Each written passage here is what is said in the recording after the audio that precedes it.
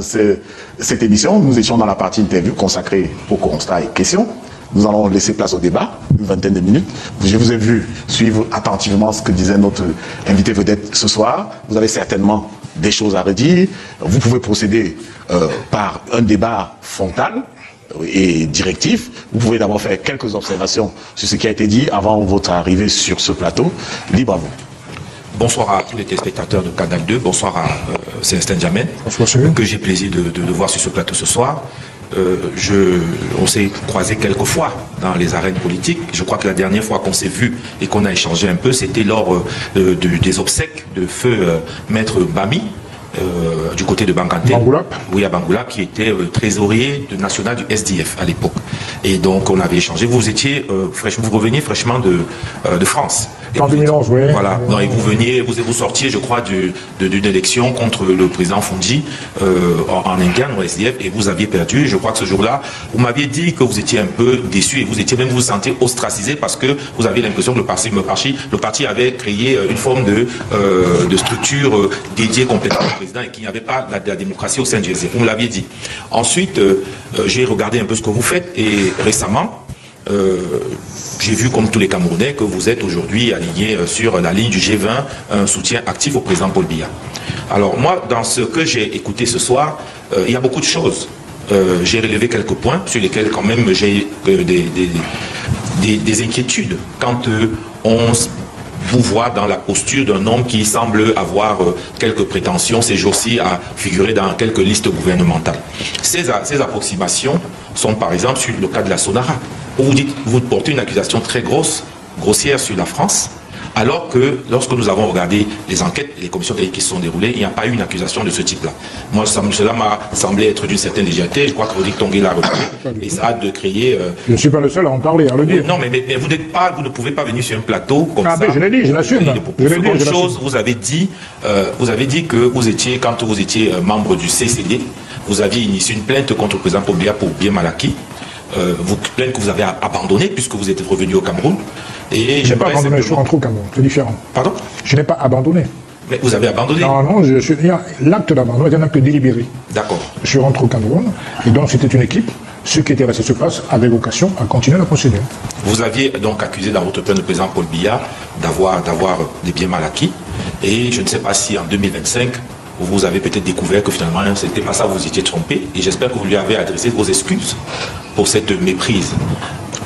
Troisième chose. Il n'y a pas eu de procès sur le dépôt. Vous avez porté des accusations publiques. Oui, mais il n'y a pas eu de procès, il n'a pas été déclaré coupable de quoi que ce soit. Il y a une plainte, vous avez raison, en 2010, au parquet de Paris, il y a l'aile financière de Paris. Est-ce que pour vous, aujourd'hui, cette accusation peut encore être fondée? Est-ce que vous avez changé d'avis? L'accusation, c'est quoi? C'est qu'un citoyen, une association, pas un citoyen en tant que personne, porte une plainte, introduit une plainte. Il revient aux enquêteurs, ensuite aux magistrats, de dire si l'accusé est coupable ou non. Il se trouve, pour ce qui me concerne, qu'en 2010, après la plainte, j'avais déjà prévu de rentrer au Cameroun. Mais je savais que j'avais une équipe qui est allée avec moi au parquet de Paris. Mais ma question demeure. Est-ce qu'en 2025, vous pouvez me dire ou nous dire que vous vous êtes trompé, que le président Paul Biya n'est pas coupable de ce type d'accusation que vous aviez porté? L'impossible. Mais je vous dis que si vous me parlez de l'homme, c'est un homme que je ne connaissais pas très bien. Je ne dis pas que je le connais maintenant bien, mais je le connais un peu mieux. Et d'où, effectivement, l'approche différente que j'ai aujourd'hui. Je me suis rendu compte en politique, ce qui compte, ce n'est pas ce qu'on dit souvent, la morale politique ou l'immoralité politique. La politique, c'est le but qu'on s'est fixé et comment on fait pour l'atteindre. Le président Paul Biya, aujourd'hui, en tout cas dans cette élection de 2025, en 2018, j'étais avec un autre candidat. En 2025, je pensais que parmi les 12, c'était pour moi le candidat idéal dans ce contexte. Non, ma question c'est, est-ce que vous l'avez accusé devant la justice? Mais ça remonte à 15 ans déjà. Donc vous revenez là-dessus, aujourd'hui, pour vous, le président. Non, c'est Rodrigue qui m'a posé la question. Il a évoqué les biens mal acquis. Et moi, j'ai réagi, c'est tout. Allons sur d'autres sujets, parce que là, je crois que... oui, parce que vous vous rappelez, Rodrigue m'a posé une question sur les biens mal acquis. Il voulait que je ne réponde pas à cette question. Vous rétropédalez. Troisième chose, j'ai appris ce soir avec grand plaisir que vous êtes fils du péciste. Oui. J'ai été surpris dans la même foulée de voir que vous avez beaucoup d'approximations sur l'histoire de l'UPC. Parce que vous expliquez que l'UPC fut un mouvement et pas un parti politique. C'est une approximation, ça? C'est une approximation maintenant. L'UPC est un parti politique. Non, c'est devenu un parti politique.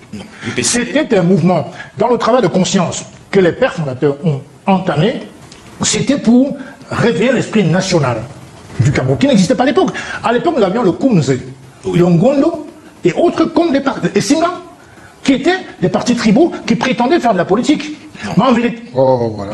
Il faut relire votre histoire. Non, mais moi je la connais très bien. Mais vous ne pouvez pas dire que je fais l'approximation. Je peux vous dire que, non, c'est une approximation. Mais pourquoi vous le dites? l'UPC a été reconnu comme parti politique en 1948. Non, l'UPC n'est jamais... Oui, attendez. Quand je dis mouvement politique, dans la philosophie de l'UPC, il n'était pas question d'aller à une quelconque élection. Mais c'est cette approximation que je vous reproche parce que quand... Ce n'est pas une approximation. Non, mais quand vous dites que un parti politique a forcément vocation à... Oui, automatiquement. C'est pas totalement vrai. C'est pas totalement vrai. Comment ça? Donc, je passe à on crée un parti politique pour que ça devienne une ONG, quoi. Quatrième observation. Non, soyons sérieux. Quand j'ai lu votre parcours politique, vous avez fait beaucoup de transhumances. Ah bon, lesquels? Vous êtes parti du SDF, vous êtes arrivé au MRC. Deux partis. Vous êtes à part. Non, j'ai créé à part. Vous avez créé à part. J'ai fait deux partis. Maintenant, quand je vous écoute, j'ai même envie de vous dire, peut-être prenez votre carte au RDPC. Mais c'est pas vraiment la question. La question, c'est de savoir, en fait, qu'est-ce qui justifie votre démarche? Votre démarche, pourquoi? Parce que le SDF est un parti de gauche. C'est connu. Le MRC est plutôt positionné au centre droit. C'est connu.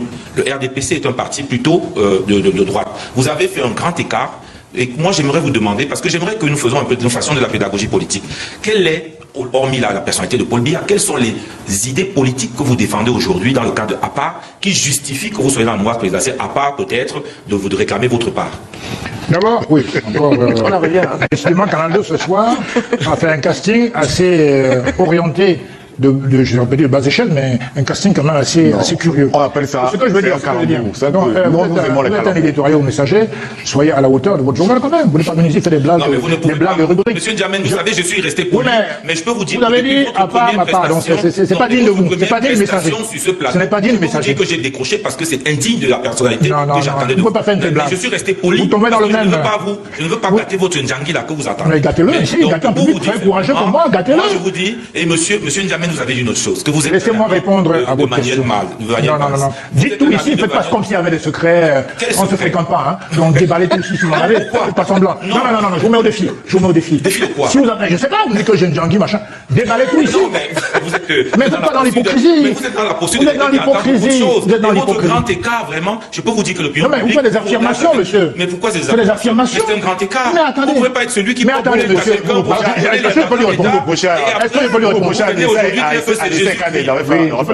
Voilà. D'abord, je rappelle qu'en termes de ce qu'on appelait la transhumance politique, je ne suis pas membre de... C'est même pas la transhumance politique. Laissez-moi vous répondre. Laissez-moi. Vous savez, dans votre... Est-ce que je peux vous répondre? Discussion qui Est-ce que je peux répondre? Mais il y a eu énormément le mot trahison. Le président N'Djamène ne répond pas tellement à la peau. Ce mot trahison. Alors répondez. Très bien.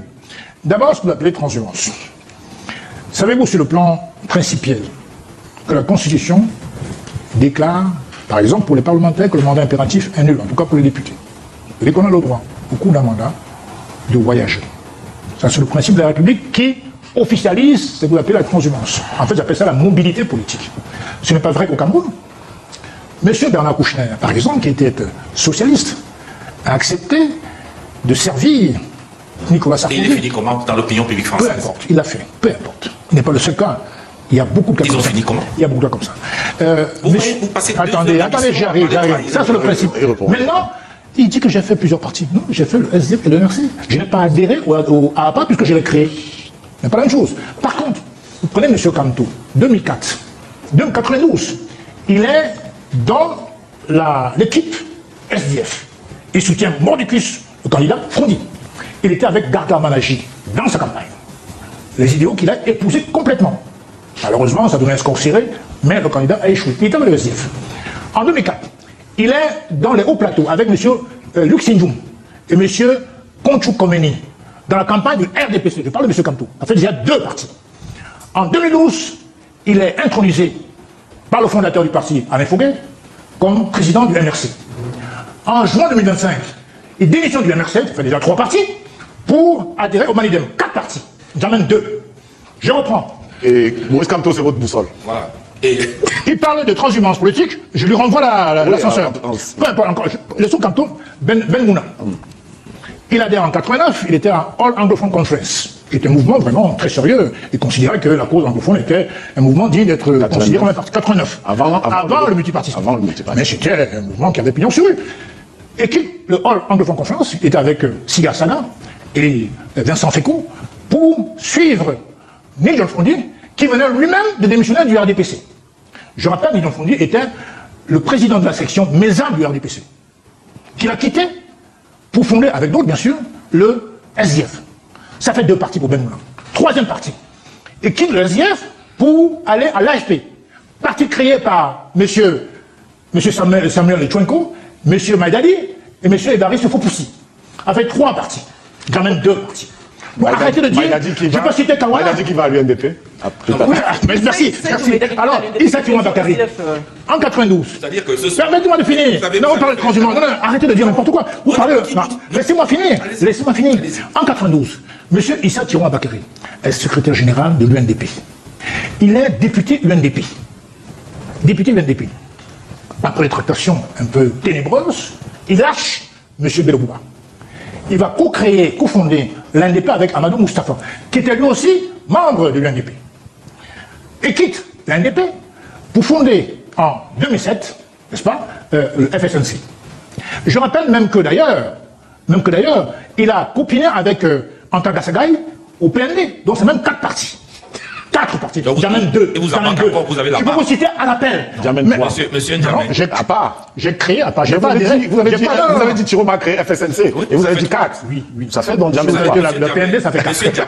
Je vous dis simplement que vous focalisez sur N'Djamène. Parce que vous avez la haine de N'Djamène. J'ai fait 2 partis. Alors qu'il y a plein d'hommes politiques camerounais qui ont migré de parti en parti. Il y en a plein. Je peux en citer encore plein comme ça. Je crois que... On ne dira pas comme quelqu'un gérait tel. Non, pas ici. Non, mais il ne faut pas qu'il dise des choses inexactes. C'est inexact. Et puis je termine. Permettez-moi. Non. Il parle d'idéologie. Mais vous dites que le SDF est un parti socialiste. Oui. Nous étions membres. Nous sommes toujours membres de l'international. Mais attendez. Vous parlez d'idéologie en Afrique. C'est du n'importe quoi. Ça n'existe pas. En fait, c'est les étiquettes qu'on se colle. Quand on dit socialiste en Europe, communiste, centre-droit, centre-gauche, ça a du sens. Parce que c'est une civilisation politique qui est issue de grandes luttes industrielles, professionnelles. Et ça a du sens en France, par exemple, en Angleterre, il y a le Labour Party et le Parti travailliste, qui ont connu des grandes luttes industrielles depuis le XVIIe siècle. Ce n'est pas le cas du Cameroun, dont l'indépendance a été simplement nominale. Donc on essaie de copier-coller ce qu'il y a en Europe au Cameroun. Il n'y a pas d'idéologie. Non, il n'y en a pas. Et vous mettez Paul Biya dedans. Mais monsieur N'Djamène, attendez.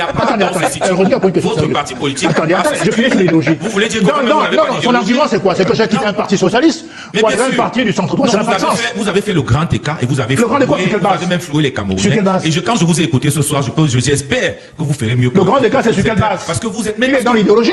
Non, c'est pas dans l'idéologie. On est dans les faits politiques. Les faits, c'est quoi? Les faits politiques, c'est qu'aujourd'hui, vous êtes dans un discours qui surprend les Camerounais et qui les déçoit. Je peux même vous dire, monsieur N'Djamène, que vous êtes l'exemple de ceux qui me démotivent les Camerounais dans la chose politique, parce qu'ils comprennent qu'il n'y a pas de fiabilité. Il n'y a pas de fiabilité. Les mots ont un sens. Vous êtes journaliste. Vous ne pouvez pas faire ce Vous êtes journaliste. Vous parlez de grand écart. Vous parlez d'idéologie. Je vous dis qu'en Afrique... Votre parti, à part, se positionne sur quelle idéologie? Et je vous ai posé la question. Nous sommes un parti... Par rapport à je votre vous réponds, alliance avec le G20 de la DPC. Laissez-moi vous répondre. Mais je vous rappelle qu'il n'y a pas d'idéologie au Cameroun. Il n'y en a pas. Pour vous, c'est pas pour vous? À part aussi? À part, d'abord... Ou bien l'idéologie, c'est d'attendre notre rapporteur ministériel cette semaine. Il n'y a pas d'idéologie. Attendez, il y a un substrat pour tous les partis politiques. Nous travaillons tous, autant qu'un sommes, en tant que chef de parti ou cadre de parti politique, pour l'amélioration des conditions de vie des Camerounais. À l'époque actuelle, l'histoire est cyclique. Laissez-moi vous répondre, monsieur Tchamba. C'est pas possible. Mais je réponds. Le problème, c'est que vous nous amenez sur des... Je ne vous amène nulle part. Alors que nous vous posons la question. Mais je vous réponds. Alors, quelle est la cohérence de votre nouvelle démarche politique? Et quand on voit ce que vous faites ce soir... Le choix de quoi? Votre choix, la cohérence idéologique par rapport au RDPC. Il n'y a pas d'idéologie, monsieur. Vous n'en avez pas? Il n'y en a pas. Au Cameroun? Ah ben mais c'est entendu. Il y a une étape pour dire, non, entendu au Cameroun, dans ce pays, Et donc, ça veut dire quoi? Ça veut dire que ce que vous faites ce soir, vous ne dites rien du tout, vous ne dites rien du tout. Nous sommes dans une étape où on a envie d'abord d'élever la conscience nationale des Camerounais. Celui de je crois que c'est entendu, il n'y a pas d'idéologie. C'est la première étape. Demain, les Camerounais seront, demain, monsieur Tchamba, les Camerounais seront ce qu'on appelle idéologie. Pour l'instant, il y a des bases, des basiques, qui ne sont même pas encore. Monsieur N'Djamène, c'est entendu. Mais alors, vous voulez quoi? Non, nous, ça nous rassure que vous reconnaissez certaines choses. Maintenant, ce que je voulais vous dire, monsieur N'Djamène, sur le plan de la perception de votre positionnement, les gens se plaignent. Moi, je suis venu un peu normal. pour vous poser la question de savoir pourquoi vous inspirez aussi peu de confiance aux Camerounais, au point où annoncer votre présence sur un plateau de télévision crée énormément de remous. Qu'est-ce que vous avez, qu'est-ce qui vous manque? Parce que, vous savez, laissez-moi finir, la culture politique que je ressens